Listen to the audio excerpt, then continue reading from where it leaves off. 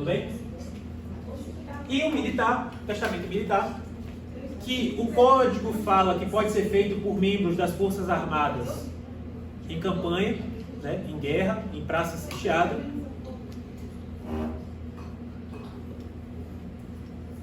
E que a doutrina desde sempre vem ampliando essa lógica de Forças Armadas para incluir também as Forças Auxiliares.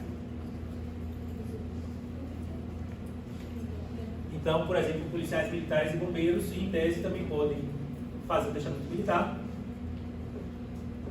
Só que as circunstâncias do testamento militar, repito, são circunstâncias de guerra.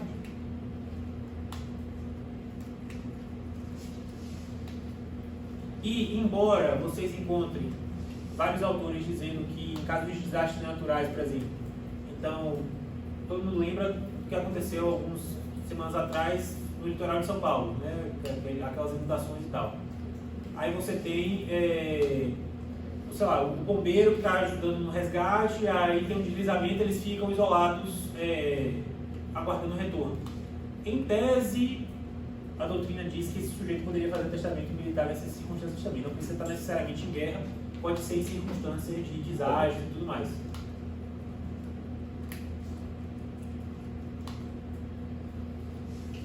Aí o sujeito vai testar perante quem? Perante a autoridade militar mais graduada, presente.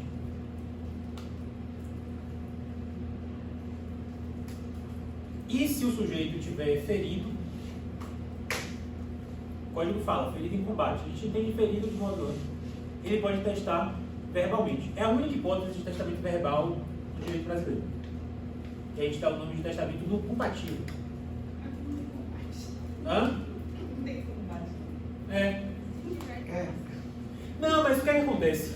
Quando a gente dá essa interpretação mais ampla, não só para militar, quando a gente dá essa interpretação mais ampla, não apenas para membros das Forças Armadas, mas também para as Forças Auxiliares, você para e pensa o cidadão, o policial militar que está em confronto armado com traficantes, por exemplo, lá no Rio de Janeiro. Hoje em dia está tendo em Salvador também, troca de tiro de polícia e traficante. Salvador está... Eu amo minha cidade, mas Salvador está cada vez pior.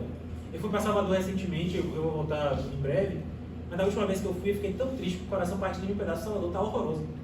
Salvador está uma cidade feia. Salvador não era uma cidade feia. Salvador está uma cidade muito feia. Para onde você olha tem concreto. Mas o prefeito Bruno Reis parece que está investindo só no turismo e esquecendo quem mora lá, né? Nossa, eu fiquei com o coração partido em Salvador. Salvador está horroroso. Muito feia, muito feia. Eu fui embora de Salvador em 2018. Eu não lembrava de Salvador estar tão feia na minha vida quanto ano passado eu fui e estava horrorosa Salvador. Tem concreto, viaduto, para tudo quanto é lado. Uma cidade de cara verde, linda, maravilhosa. Uma cidade horrorosa. E o pior é aquela loja que me parece que é muito desordenado o negócio. Tem uma você vai, é igual você falou mesmo, é concreto para tudo quanto é lado. Virou uma São Paulo piorada. Isso mesmo, sempre desorganizado. Muito ruim, muito ruim. Eu fiquei triste de verdade. Eu fiquei triste de verdade. Eu amo minha cidade, amo, mas estou decepcionadíssimo com como Salvador está feito. Mas aí quando a reunião quanto acontece imobiliário, não tem o que fazer. Não tem o que fazer. Teria o quê? Bora lá, a discussão sobre porque a gente está fugindo muito do tempo. Botaram um BRT ali, na região do Parque da Cidade e tal, que a cada 5 pessoas que eu escuto, 5 dizem que não precisava ali, né? Mas aí são discussões porque até nem tem conhecimento técnico para falar de mobilidade urbana. Só estou triste porque está muito feio. Aquela região ali está horrorosa. De toda forma, o policial militar ferido em combate pode entrar. O policial militar ferido em combate poderia testar pela forma oral, se a gente for dar essa interpretação mais ampla. Tá? E aí, vai testar de forma oral perante 2 testemunhas. Essas 2 testemunhas vão chegar e confirmar em juízo aquela que foi a última declaração de vontade. É muito polêmico, né? Porque eles podem dizer qualquer coisa, embora não possam ser beneficiados por esse testamento. E de toda forma, para a gente terminar as formas testamentárias, o Código Civil que é super simples, basta uma folha de papel datada, assinada e escrita, né? Não preciso de testemunha, se eu quiser ter testemunha é ótimo, mas não preciso de testemunha. Super simples, mas por ser tão simples, tem limitação. Limitação de quê? Eu só posso fazer disposição extrapatrimonial, ou seja, posso dizer que quero ser enterrado ou cremado. Posso dizer que eu quero que Carla seja tutora do meu filho menor. Ou então posso fazer deixas de pequeno valor. Então, para a pessoa dizer que ela está se queimando, ela precisa fazer um testamento? Não necessariamente, porque, por exemplo, a minha avó, ela queria ser enterrada junto com meu avô. Meus tios cremaram a coitada. Eu fiquei indignado. Minha avó falava expressamente, não quero ser cremada. Fizeram o que com a velha? É verdade, a história é real. E o meu tio é tão doido, ele mora nos Estados Unidos, mora na Flórida, que hoje as cinzas da minha avó estão enfeitando a sala da casa dele. Porque virou americano. Eu vi um jovem obrigado. Não, mas eles, o hábito, é normal. Se fosse para cremar, enterrava esse cinza, minha avó, ela queria ser enterrada no meu avô. Então ela nunca quis ser cremada. E ainda assim foi. Né? A lei de registros públicos regulamenta isso. O que é necessário e tudo mais. Basicamente bastou um membro da família dizer que ela tinha manifestado vontade de querer ser cremada, sendo que nunca tinha. Mas, por que eu estou falando isso? Ou eu faço disposição dessa natureza, e a gente já conversou lá na primeira aula. Esse tipo de coisa é muito sacana, né? A mulher dizia que queria ser enterrada, foi cremada. Por quê? Porque não existem mecanismos na lei que façam com que essas disposições sejam obrigatoriamente cumpridas. Nosso trabalho é fazer o quê? A lei não obriga que seus herdeiros respondam. Vamos colocar uma disposição dizendo que se descumprirem isso, vamos sofrer alguma sanção patrimonial. Porque aí depois, na hora de sofrer sanção patrimonial, todo mundo de repente respeita a vontade do morto, que nem Gal Costa, repito, que queria ser enterrada no Rio, foi enterrada em São Paulo. Peraí, mesmo com eles falando que quer ser cremada, e com o testamento, ainda assim os herdeiros podem dizer não? Porque a lei não traz nenhum mecanismo que obrigue o cumprimento dessas disposições. Aí por isso que é nosso trabalho, na hora de fazer o planejamento sucessório do cliente, virar e falar o quê? Você pode colocar isso no seu testamento, mas na lei não existe nada que force que isso seja respeitado. O testamenteiro é dever do testamenteiro fazer isso, né? O testamenteiro é dever dele fazer isso, inclusive ele pode sofrer sanção patrimonial no sentido do quanto que ele vai receber caso a disposição extrapatrimonial não seja cumprida. Mas a gente conversou isso na primeira aula. Qual é o problema?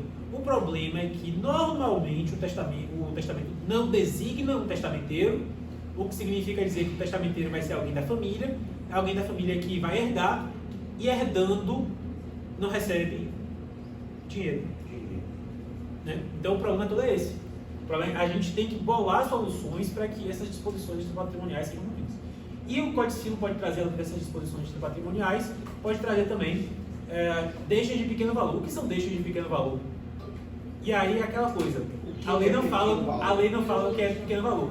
Aí vocês vão encontrar em qualquer manual dizendo assim, até 10% da herança. Aí eu sempre falo, vocês lembram de Antônio Hermílio de Moraes? Era dono do, salvo engano, do Bradesco. Votorantim? Ele morreu deixando à época o equivalente a 9 bilhões de reais. O sonho da minha vida era fazer esse inventário extrajudicial. O sonho da minha vida. Não fui convidado para tanto, infelizmente. Mas, 9 bilhões de reais. O que é 10% de 9 bilhões de reais? 900 milhões, né? Segundo a doutrina, seria considerado deixa de pequeno valor, porque é 10% da herança. Então, o que a gente vai identificar como deixa de pequeno valor? Caso a caso. Aí vocês encontram nos manuais, vão dizer o seguinte, eu posso fazer deixas de pequenos objetos, né? Pequenos legados. Deixo um livro, um código civil, deixo Aí falam, pode deixar um anel. Aí eu pergunto para vocês, então eu posso deixar para o codicilo um estojo de joias de 16 milhões de reais? Colar. São perguntas sérias, é verdade. Oi?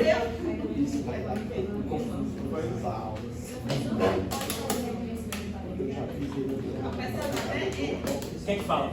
A lei, quando fala de reconhecimento de paternidade, fala assim, posso reconhecer documento de paternidade por ato autêntico, né, no documento particular autêntico. O que é que se entende como esse documento particular autêntico? Que seja por cima reconhecido. Então, nesse caso, seria essa lógica. Eu sou registrada pelo meu pai. Se, eventualmente, por exemplo, minha mãe tivesse um outro relacionamento e eu considerasse essa pessoa, e essa pessoa me considerasse, ele me colocasse como no testamento, tivesse o meu conhecimento, eu poderia vir a participar. Sim, porque não seria filiação biológica, mas seria filiação substantiva. Mas ele seria. Você receberia liderança do seu pai biológico, do seu pai substantivo. É que eu não sabia se poderia por causa do. Pode, inclusive, ele em vida, pode te registrar e você ter multiparentalidade. Não, sim, essa parte eu sei. Eu estava falando dentro do testamento. Pode. Desse reconhecimento. Não vai ser um reconhecimento de paternidade biológica, socioafetiva, mas nada impede. Nada impede. Inclusive, facilitaria a vida de todo mundo. Porque aí você não teria que entrar com uma ação de investigação de paternidade socioafetiva. Que seria o caso, seria necessário caso você quisesse se habilitar no inventário dele e os herdeiros impugnassem sua condição de filha socioafetiva. Aí você teria que entrar com ação de reconhecimento de paternidade socioafetiva acumulada com petição de herança. Tudo bem? E antes da gente passar para a próxima página, vou dar intervalo e tal. Codicilo, eu posso fazer? Posso, é muito simples. Qual é o problema do codicilo? Que as pessoas não sabem, e eu já vi mais de uma vez, lá na Vale de Sucessões, o codicilo não produz um efeito por conta disso. Se eu faço o codicilo e depois eu faço o testamento revoga o codicilo. O testamento tem que expressamente reconhecer a existência do codicilo e confirmá-lo sob pena de revogação. Então já vi o caso de fazer legado de imóvel de casa. O caso foi o seguinte, a velha deixou uma cristaleira por codicilo para uma parente lá, e aí depois fez um testamento distribuindo a herança dela, uma velha sem filhos. E aí ela fez o testamento depois distribuindo a herança entre os irmãos e não confirmou o codicilo, deixando a cristaleira para parente lá mais distante. O que aconteceu? A mulher quis se habilitar para receber a cristaleira, o testamento revogou o codicilo. E a velha, coitada, mas uma senhora idosa, não sabia que precisava confirmar o codicilo que tinha feito antes. Por quê? Porque a lei diz que testamento posterior revoga o codicilo, a menos que seja expressamente confirmado.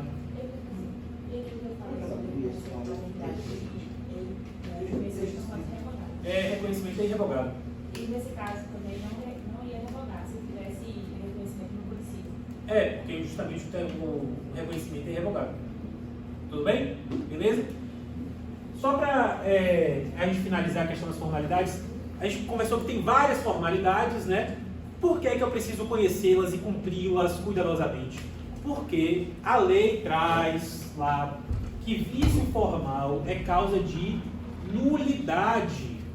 Então, uma testemunha, amigos, o testamento que você fez é nulo. Ou então, eu falei para vocês, todo mundo tem que estar presente o tempo todo, o princípio da unicidade do ato testamentário. Alguém saiu, ou então, fulaninho não estava presente, chegou no cartório depois e assinou depois, né, que alguns cartórios fazem isso. Não pode! Por quê? Porque é vício formal, a lei manda, faz parte da solenidade, todo mundo está presente o tempo inteiro. Tudo bem? Então são vários os possíveis vícios formais existentes. Testemunha que falta, testemunha que não está presente, assinatura que não está legal, quem fez não foi o tabelião, foi, sei lá, o estagiário do cartório.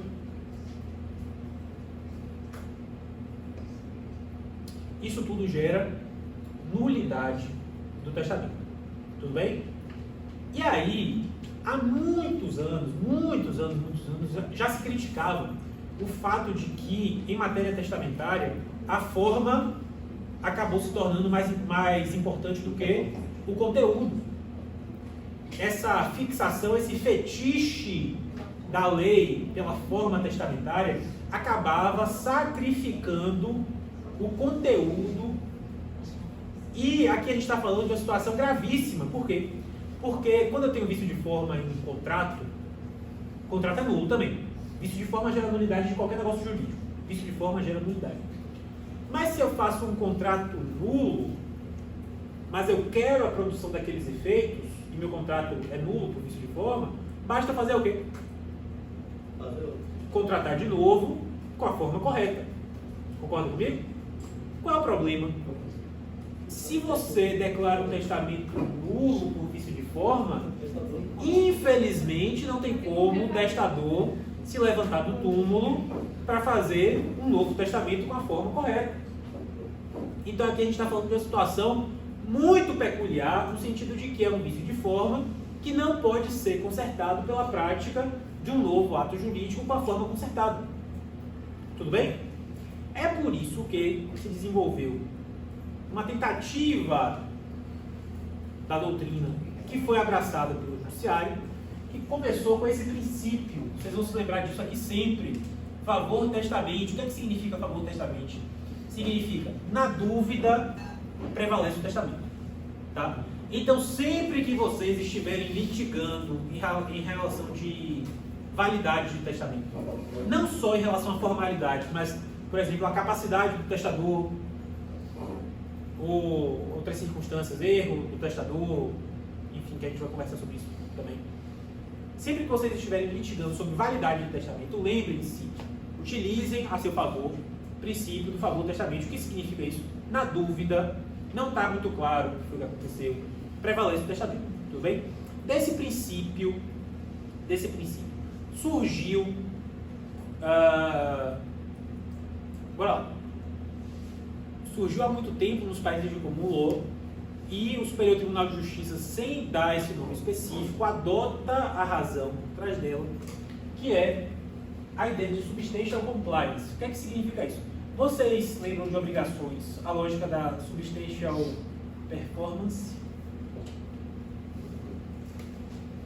Não é meu tempo. Adimplemento substancial.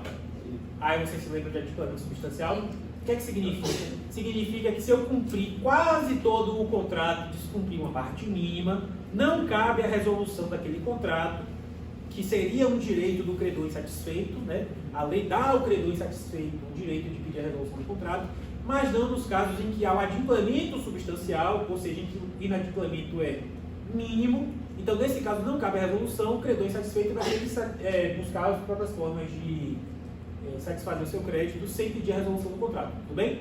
A lógica aqui é muito parecida.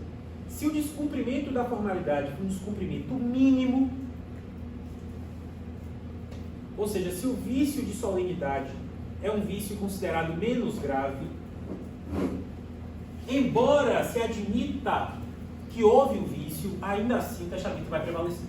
O Superior Tribunal de Justiça, há muitos anos, inclusive desde antes da vigência do Código de 2002, já é pacífico nesse sentido, de que se o descumprimento formal for mínimo, eu não vou, em tese, caberia nulidade.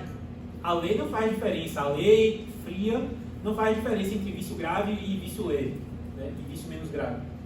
A lei fria trata qualquer vício formal como causa de nulidade. Mas o Superior Tribunal de Justiça, há mais de 20 anos, vem dizendo o quê? Se o descumprimento formal for mínimo, eu estou reconhecendo que houve vício, em tese haveria nulidade, mas para prevalecer o testamento, vamos lembrar, na dúvida, prevalece o testamento. Para prevalecer o testamento, nós vamos reconhecer como válido esse testamento, ainda que tenha havido um vício formal, porque esse vício formal foi um vício mínimo. Tudo bem até aí? A ausência de uma testemunha seria o vício. Já foi admitido pelo Superior Tribunal de Justiça. Já foi admitido, no caso. Qual é o problema? O problema é que, embora, e o STJ merece parabéns, porque há mais de 20 anos vem adotando essa postura, né? O testador não pode levantar do túmulo para testar de novo. A STJ merece os parabéns.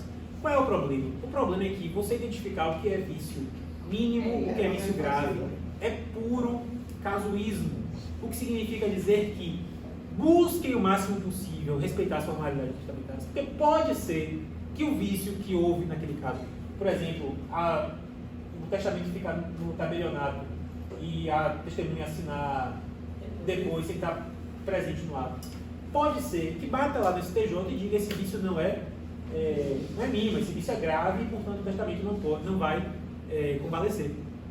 Eu fiz uma pesquisa, isso foi no início de 2020, que eu publiquei um artigo sobre essa questão das formalidades testamentárias, e vi que há uma diferença de postura muito grande entre a terceira e a quarta turma. A terceira turma é mais leniente, a quarta turma é um pouco mais rigorosa em relação a isso.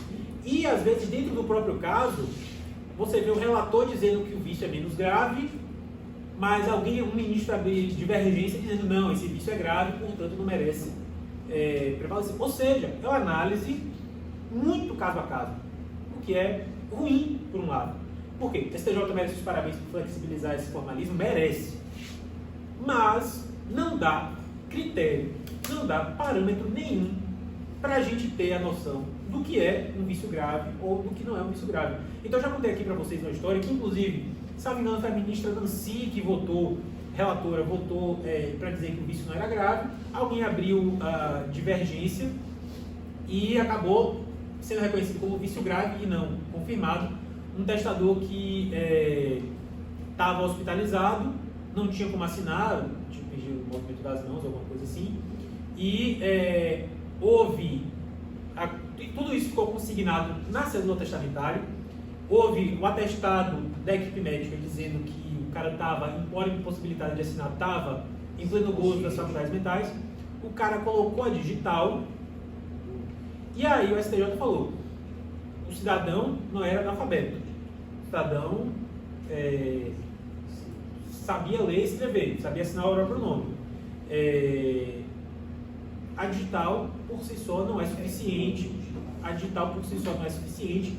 O ministro Nancy disse que não, que era um vício menos grave, podia ser reconhecido. A divergência que acabou prevalecendo disse não, esse é um vício muito grave e não vai prevalecer. Ou seja, caso a caso. Então, é positivo ter flexibilização? Claro, muito bom. Mas a gente não tem parâmetro para dizer que vício grave é esse. Por isso que a gente... A manutenção dessa pirataria absurda, você tem uma equipe médica que não é beneficiária, não tem nada a ver com a história, está testando o que o cara quer, as pessoas vão lá e anulam a vontade da pessoa. É absurdo. Eu até pensei em trazer para vocês, caso a caso, os principais julgados do que o STJ considerou vício grave ou não considerou vício grave, mas essas situações são precedentes, não são jurisprudência consolidada, né? Então, talvez esse vício das duas testemunhas do testamento particular, que foi reconhecido pela terceira turma, talvez se tivesse caído na quarta, não teria sido convalidado, né? Então, é difícil. E aí eu trouxe também a informação de que nos países de common law, alguns, não todos, tem essa ideia do dispensing power. O que significa essa ideia do dispensing power? O juiz do inventário, o juiz das sucessões, o juiz do sucessor, tem um poder discricionário de, independentemente do grau de atendimento das unidades, conseguir, pelas circunstâncias, por outros meios probatórios, ouvindo testemunha, ouvindo vídeo, etc., reconhecer como testamento qualquer documento que haja prova de que o sujeito queria que fosse a sua manifestação de última vontade. Inclusive, foi por isso que o negócio do bloco de notas, o cidadão que estava no avião e digitou no bloco de notas qual queria que fosse a última vontade dele, foi reconhecido como testamento. Por quê? Porque lá na Austrália, onde isso aconteceu, tem a ideia do dispensing power, que é dar ao juiz esse poder discricionário para identificar, com base nas circunstâncias concretas, com base em qualquer meio de prova, que, independentemente de grau de atendimento à formalidade testamentária, aquilo ali era uma plena, verdadeira, íntegra declaração de última vontade. Tudo bem? No Brasil isso é aplicado, isso aqui é coisa de common law, tá? No Brasil isso não é aplicado, embora... Por que eu estou trazendo essa informação para vocês? O cliente de vocês, né, herdeiro beneficiado de um testamento que está sendo impugnado por vício formal. A gente tem que pensar por outro lado também. Aí você tem alguém impugnando o testamento em que seu cliente é beneficiado por vício formal. Você, claro, tem que saber alegar que se trata de um vício menos grave e que, portanto, deve se aplicar a mitigação que o STJ é bem pacífico em admitir e que, para aquele caso que você está defendendo seu cliente, seria o caso de um vício menos grave e, portanto, deveria ser reconhecido, mas que, independentemente disso, aí vocês vão dizer, a prova dos autos é suficiente para demonstrar que se trata de uma manifestação de vontade, independentemente do grau de atendimento das formalidades, como é adotado em Austrália, Canadá, Nova Zelândia, Inglaterra, etc. Tudo bem? São argumentos jurídicos que vocês podem trazer para quê? Para tentar o máximo possível que a validade daquele testamento seja afirmada, embora tenha havido vício de solenidade. Tudo bem? Aqui a gente está trazendo argumentos para quê? Para atuar na defesa dos nossos interesses. Às vezes a gente vai dizer, não, o vício é muito grave, esse testamento não deve prevalecer. Mas às vezes a gente vai dizer o quê? Não, mesmo que seja um vício grave, prevaleça. Na dúvida, prevalece o testamento. Né? Ou seja, a gente tem que argumentar conforme a situação do cliente que procura a gente. Eu acho que, de uma maneira geral, notoriamente nas relações judiciais, nós no Brasil, nós herdamos essa coisa do português, esse apego a papel, a carimbo, sabe? Eu acho que no fundo é de lá que nós herdamos isso. Porque não é possível. É muito difícil. Tudo bem, pessoal? Então vou dar uma pausa agora. A gente volta falando sobre o conteúdo do testamento daqui a pouco.